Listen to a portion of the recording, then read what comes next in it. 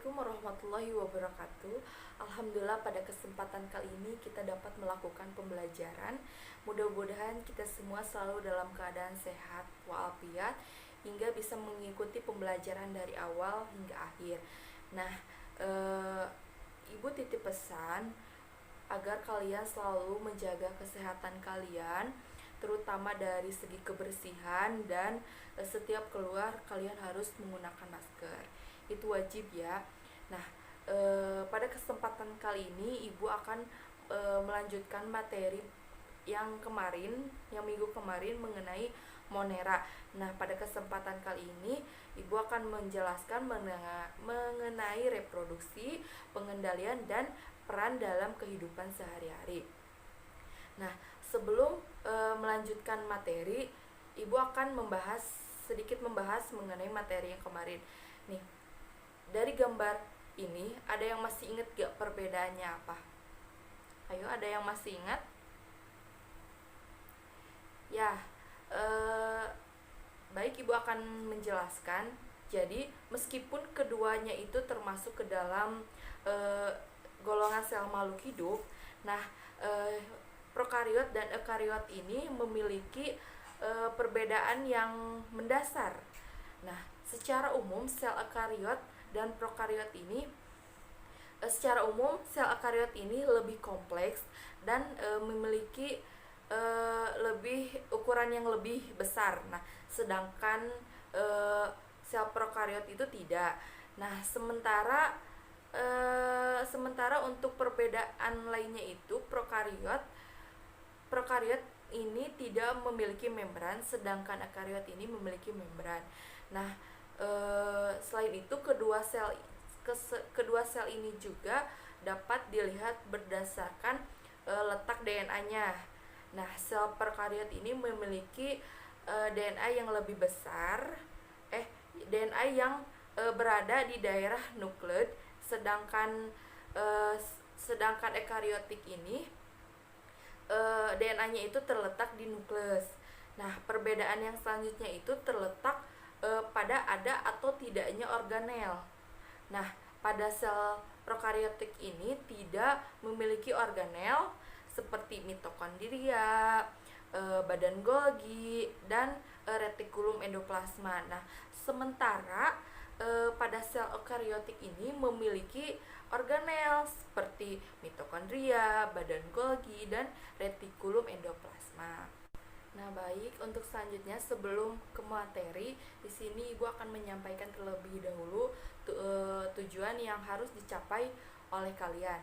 Nah, yang pertama, peserta didik dapat menjelaskan proses perkembangbiakan bakteri secara seksual dan aseksual. Nah, yang kedua, peserta didik dapat mengidentifikasi produk makanan, minuman, atau obat-obatan yang memanfaatkan bakteri dalam proses produksinya.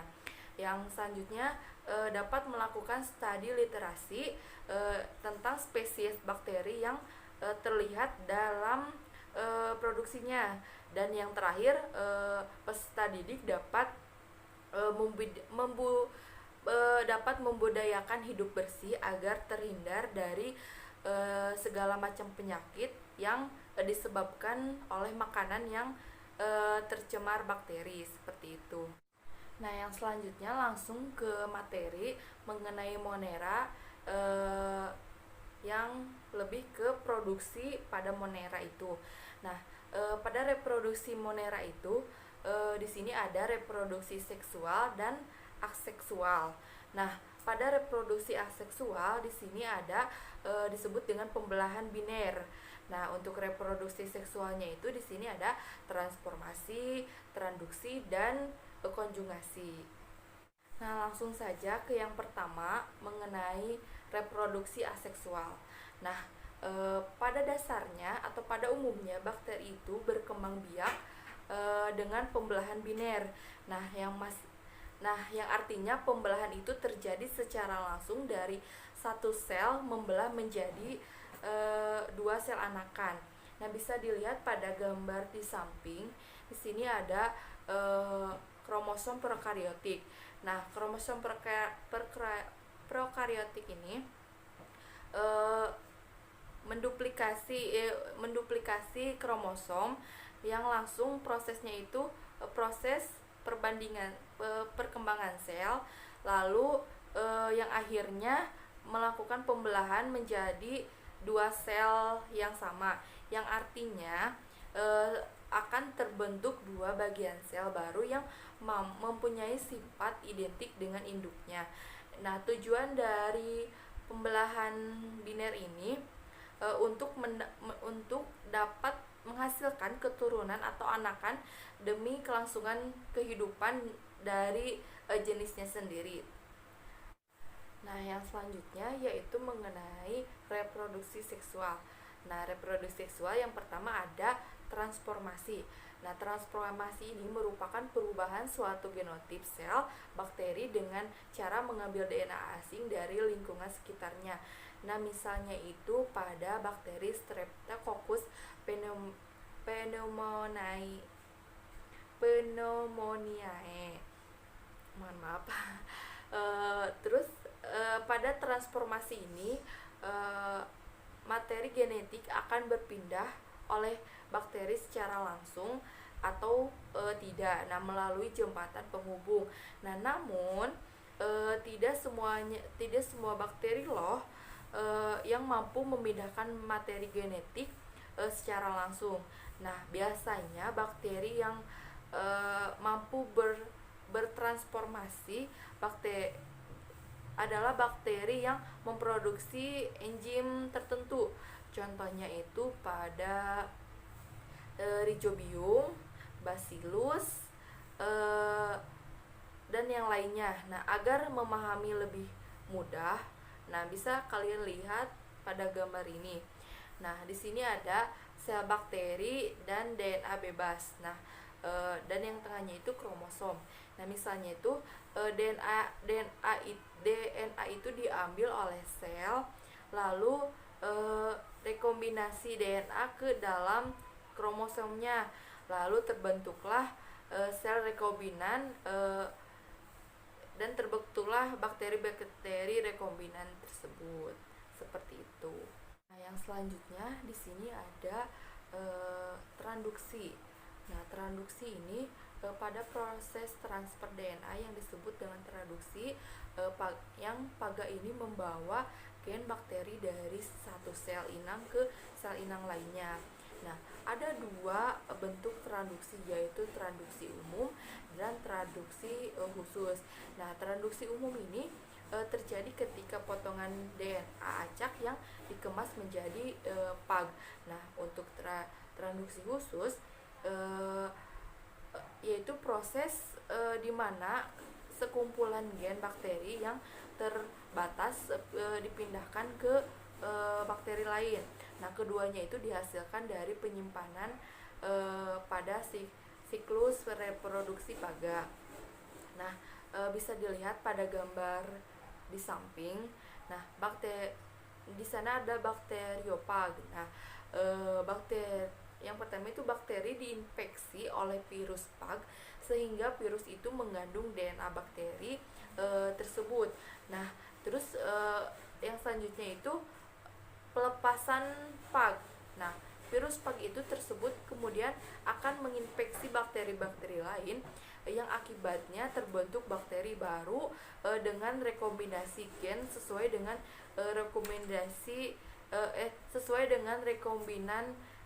rekomendasi gen pada virus penginfeksinya. Nah, yang selanjutnya yaitu terbentuklah bakteri-bakteri rekombinan seperti itu.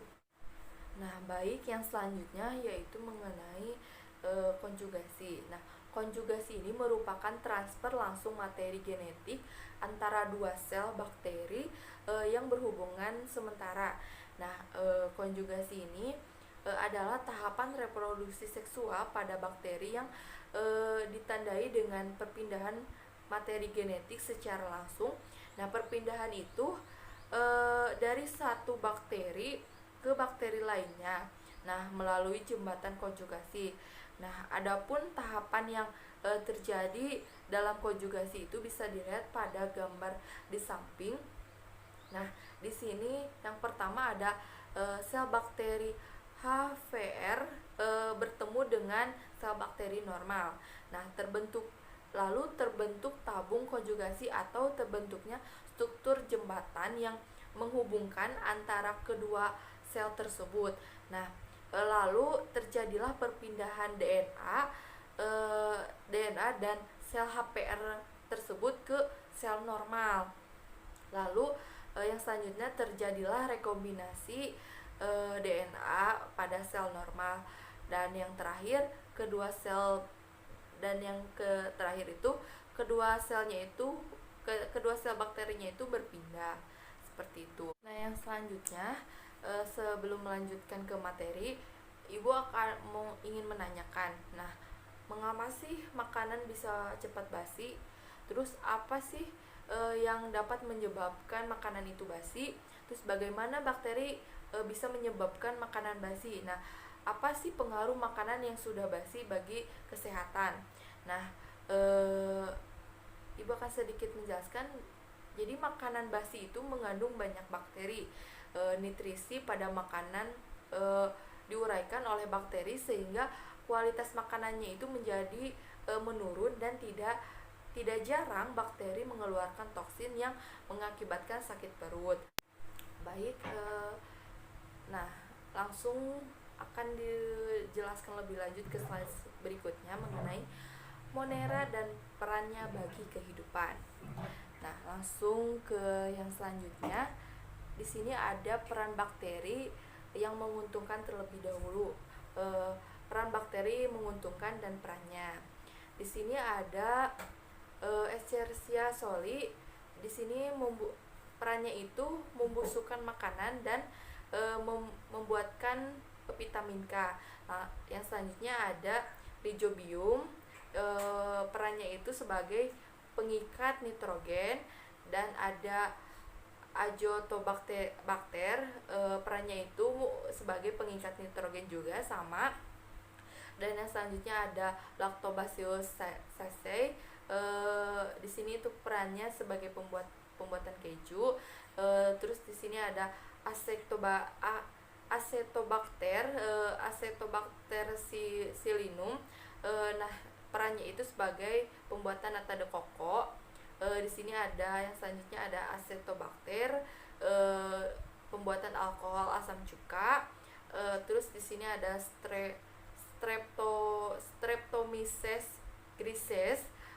Perannya itu sebagai antibiotik. Terus yang selanjutnya ada Lactobacillus bulgarisus.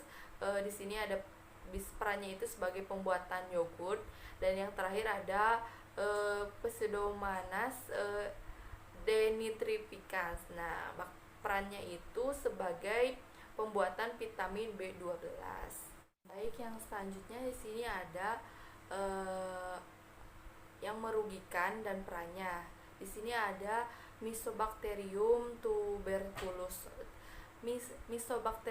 tuberculosis. Nah, perannya itu sebagai penyakit TBC. Terus Mycobacterium leprae, perannya itu penyakit lepre, mengakibatkan penyakit lepre. Terus Treponema pallidum, perannya itu menyebabkan sipilis atau raja singa. Nah, yang selanjutnya ada di sini ada bakteri patogen pada manusia. Nah, di sini ada jenis bakteri dan penyakit yang ditimbulkannya. Yang pertama ada Clostridium tetani. Nah, penyakit yang ditimbulkannya itu tetanus. Terus ada Corynebacterium diphtheriae. Penyakit yang ditimbulkannya itu difteri. Terus ada yang selanjutnya ada Mycobacterium tuberculosis. Penyakit yang ditimbulkannya itu TBC. Terus ada Neisseria meningitis. Penyakit yang ditimbulkannya itu radang selaput otak. Terus ada Neisseria gonorrhoeae.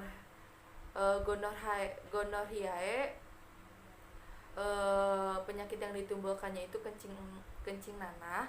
ada selanjutnya ada Salmonella typhi. Penyakit yang ditimbulkannya itu demam tipoid.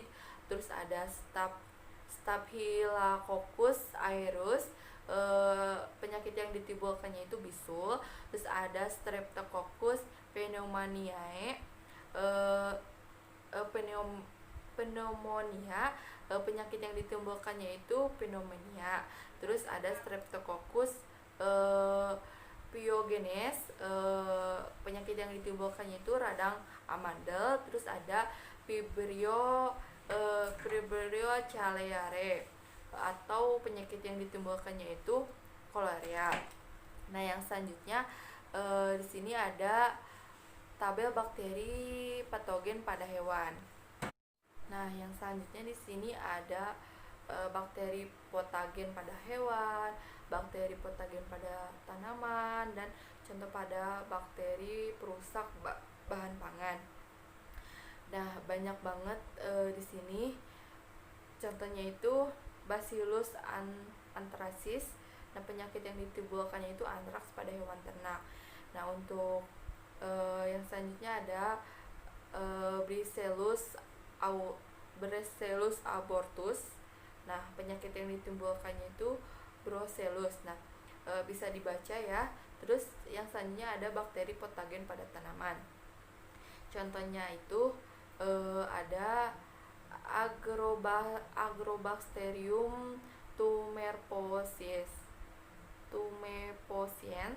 Nah, penyakit yang ditimbulkannya itu ada kanker pada mawar. Nah,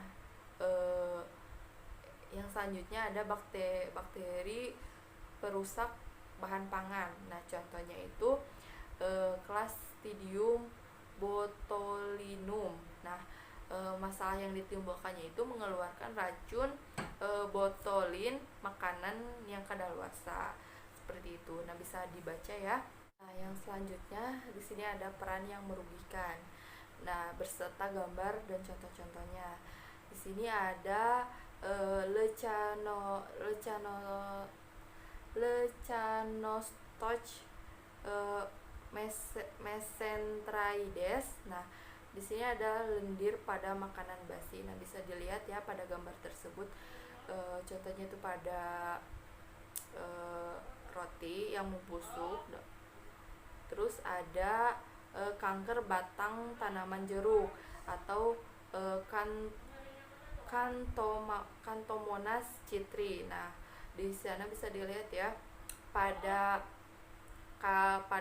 batang tanaman jeruknya itu terlihat bakteri, atau bisa dilihat sendiri ya. Terus ada di sini ada bengkak rahang pada sapi atau Actinomyces bovis. Nah, bisa dilihat pada sapi itu terjadi pembengkakan pada rahangnya. Terus yang terakhir ada pembusukan pada daun atau tanaman labu. Nah, bisa dilihat ya di sana si labunya itu membusuk dan terlihat layu, seperti itu. Nah, slide selanjutnya bisa dilihat di sini ada pentingnya Monera ditemukan dalam kemampuan mereka yang untuk berinteraksi dengan organisme hidupan lainnya. Nah, baik melalui simbiosis atau suatu proses yang mendukung kekebalan dan proses pencernaan melalui kontribusi fotosintesis yang melepaskan oksigen ke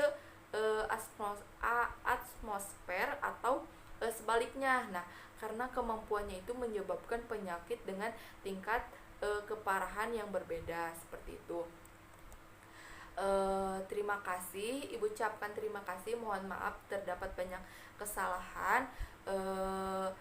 Kalau ada yang ingin ditanyakan atau belum jelas mengenai materi Monera, boleh ditanyakan melalui chat di WhatsApp, melalui chat pribadi di WhatsApp Ibu sendiri.